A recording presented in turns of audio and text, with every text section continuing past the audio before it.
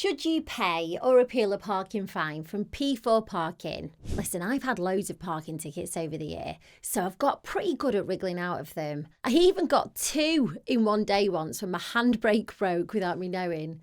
I got away with one of them. So in a sec, I'll run you through my 8-point appeal guide. P4 parking is a private car park run by a management company. Private parking operators must follow the code of practice, and we're supposed to follow their rules. This P4 parking ticket is more like an invoice, and although it's not enforceable by law, it's not wise to ignore it. If you do ignore it and P4 parking wants to pursue your unpaid parking ticket, it's now seen as a debt. Worst case scenario, they could pass it on to debt collectors, and if you still don't pay, they could file for a county court judgment, that's a CCJ, which would have a negative effect on your credit rating. If you then ignore that, bailiffs could be sent to your home, so let's nip it in the bud so it doesn't get that far. If you think that your parking ticket was unjust, let's see if we can get you out of it with my 8 parking ticket loopholes. Maybe you parked in the right bay and the car park signs or bay markings weren't visible. Take loads of photos as evidence.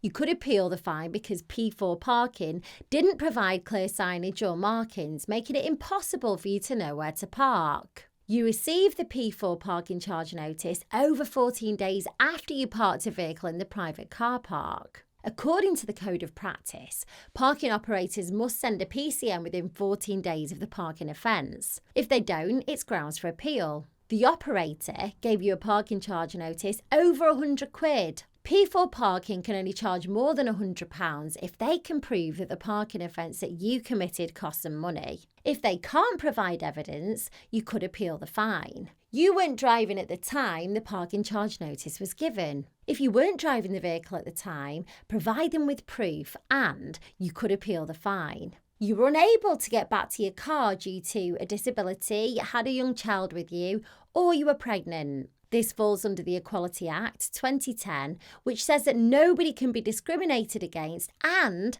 must be treated fairly. If you can provide evidence that you were unable to return to your car, then you could appeal the fine. You broke down and were waiting for roadside assistance to fix your vehicle or tow it away. If you can provide evidence from the breakdown company that you were waiting for assistance, you could appeal the fine. You were only 5 to 10 minutes late getting back to your vehicle and P4 parking didn't give you the 10-minute grace period. Private car park operators must allow a grace period before issuing a parking charge notice. If you can provide evidence that you were only a few minutes late and the operator didn't give you the grace period, then you could appeal the fine. If you're still a bit unsure, it might be wise to talk through your parking fine with an online solicitor like JustAnswer. They offer a £5 trial and it could save you a lot of time and money if you don't have to pay for your ticket. Ask them on the online chat about your P4 parking ticket predicament and they should be able to shed some light for you.